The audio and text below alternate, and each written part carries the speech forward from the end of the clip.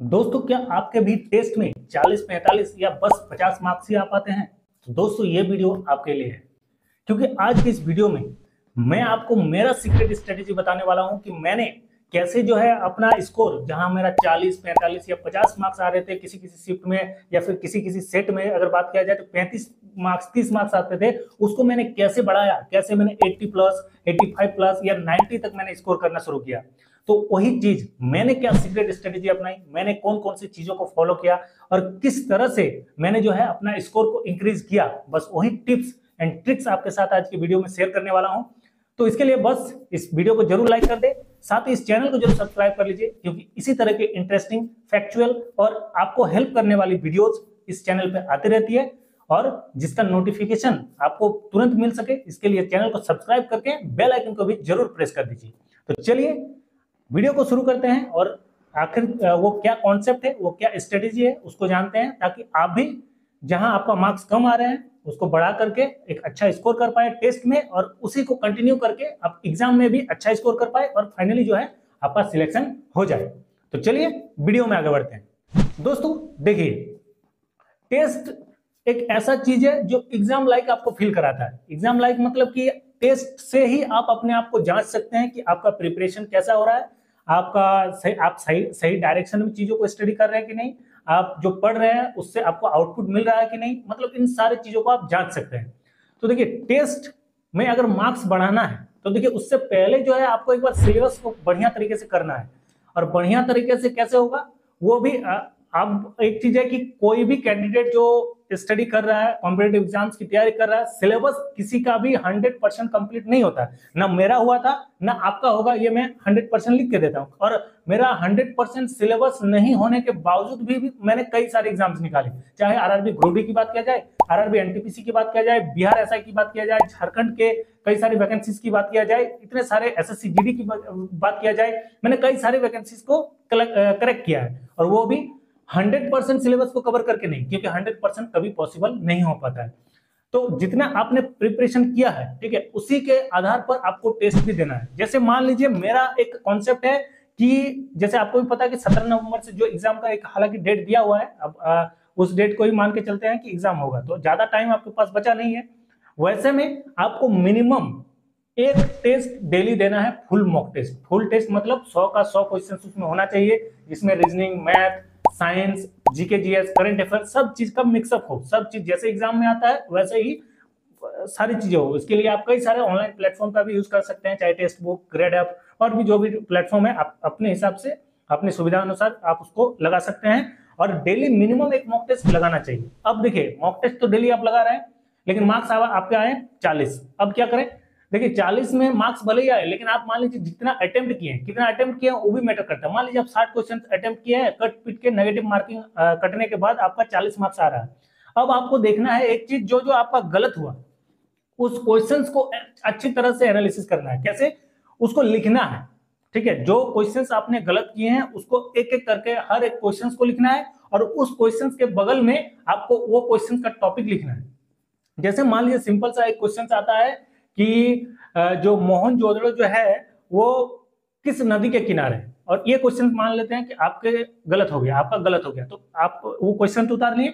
दूसरा चीज है कि ये क्वेश्चन किस टॉपिक के, तो ये टॉपिक जो है हड़प्पा सभ्यता के, तो वहां पे लिख लेना साइड में आपको हड़प्पा सभ्यता। ऐसे ही करके जो जो क्वेश्चंस आपके गलत हुए प्लस जो जो क्वेश्चंस आप छोड़ दिए उसको भी लिखना है, और उसके साइड में उस टॉपिक को लिख लेना है। अब क्या करना है, उसी दिन आज टेस्ट अगर लगाए हैं तो उसी दिन आप उन टॉपिक्स को एक बार अच्छे तरह से पढ़ लीजिए, जो जो आपको गलती हुआ है। चाहे आप कोई बुक का सहायता ले सकते हैं, ऑनलाइन यूट्यूब चैनल से यूट्यूब वीडियोस की सहायता ले सकते हैं, या फिर आपके पास जो भी सोर्सेस है उससे बढ़िया तरीके से उन टॉपिक्स को एक बार क्लियर कर लेना है, ठीक है।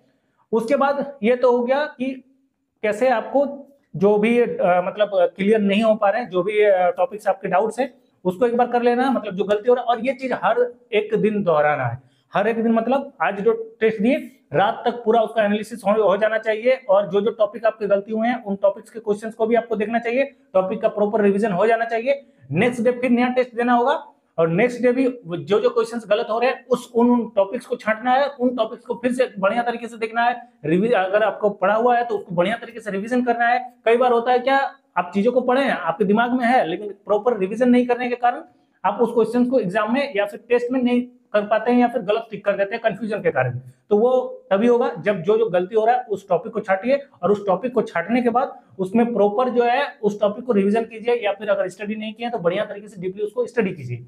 ये तो हो गया दोस्तों। दूसरा पॉइंट है, जब भी आप टेस्ट दे रहे हो ना, तो प्रॉपर एग्जाम लाइक टेस्ट होना चाहिए। आप प्रॉपर एग्जाम लाइक कैसा, जैसा मान लीजिए आप 90 मिनट का आपका टाइम है टेस्ट में या फिर एग्जाम में, तो आप जब से टेस्ट स्टार्ट किए 90 मिनट आपको कुर्सी में या फिर जहां पे भी बैठ के टेस्ट देना है, 90 मिनट आपको टेस्ट देना है।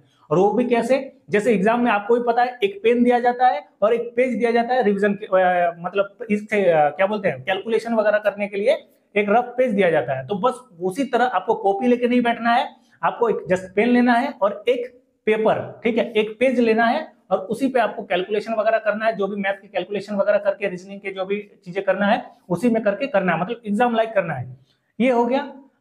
तीसरा चीज ये है कि आप जब टेस्ट दे रहे हो तब ऑनलाइन टेस्ट देना है। मैं ऑफलाइन नहीं प्रेफर करूंगा, अभी के टाइम पे आपको ऑनलाइन ही देना है। अगर आपके पास कंप्यूटर है, लैपटॉप है तो बेस्ट है, अगर नहीं है तो आपको मोबाइल में ही टेस्ट देना है। लेकिन यहाँ पर एक चीज है, 150, 200, 250 रुपया में दोस्तों माउस आता है, ठीक है, उसको आपको जरूर खरीद लेना चाहिए, क्योंकि माउस में आपका जो कर्सर वाला ही है वो प्रैक्टिस होगा हाथ में, और उसमें आपको टाइम जरूर बचाएगा एग्जाम हॉल में। बहुत कोई है कि कंप्यूटर नहीं चलाते हैं, नहीं यूज करते हैं, तो माउस जो है सही जगह कर्सर नहीं जा पाता एक क्लिक में। तो उसके लिए आप जब टेस्ट दीजिएगा तो माउस यूज कीजिएगा, तो उसमें क्या होगा, कर्सर को आप सही जगह पे तुरंत ले जा पाइएगा, उसमें माउस का आपका प्रैक्टिस बढ़िया तरीके से हो जाएगा। तो माउस जो है आपको जरूर से जरूर लगाना चाहिए टेस्ट देने के लिए, ठीक है। तो दोस्तों जैसे कि मैंने माउस की बात किया, मोबाइल में टेस्ट देने की बात किया, ऑनलाइन टेस्ट देने की बात किया, या फिर जो भी चीजें बताया, ये तो एक ट्रिक्स है मतलब आपका स्पीड बढ़ाने का। लेकिन जो पहला टॉपिक बताया, कि पहला जो चीज बताया, जो भी आपके गलत हो रहे हैं, जो भी आपको छोड़ रहे हैं, क्वेश्चन जो छूट रहे हैं टेस्ट में, उसको बढ़िया तरीके से जो है उसका टॉपिक को नोट डाउन कर लेना है, उसको बढ़िया तरीके से कर लेना है, इसी से आपका नंबर बढ़ेगा। क्योंकि मैंने वही चीज अपनाया था और उसी से मेरा मार्क्स भी बढ़ा।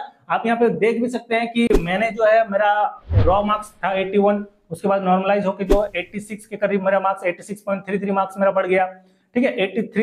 86.33 मार्क्स, समझ रहे हैं कि कितना मार्क्स होता है, मतलब आप एक रैंक होल्डर होते हैं। उसमें देख सकते हैं कि एक तो नॉर्मलाइज मार्क्स 86.33 और परसेंटाइल स्कोर 99.96 परसेंटाइल स्कोर था।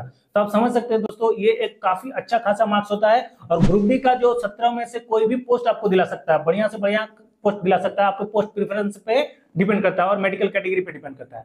तो दोस्तों मैंने जो 3-4 चीजें आपको बोला, वो कुछ दिन, आप ज्यादा नहीं, एक सप्ताह अपना के देखिए। एक सप्ताह में अगर आपके 5 से 10 नंबर नहीं बने तो इस वीडियो को डिसलाइक कर देना। लेकिन ये कम से कम मेरा बताया हुआ चीज पे कम से कम आप 7 दिन फॉलो कर लीजिए। 7 दिन में आपको जरूर इफेक्ट दिखेगा, आपको जरूर फायदा होगा। तो बस दोस्तों आज के इस वीडियो में इतना ही, इसे फॉलो कीजिए और अपने मार्क्स बढ़ाइए। बाकी मिलते हैं दोस्तों फिर किसी नए इंटरेस्टिंग टॉपिक के साथ, तब तक के लिए बाय बाय।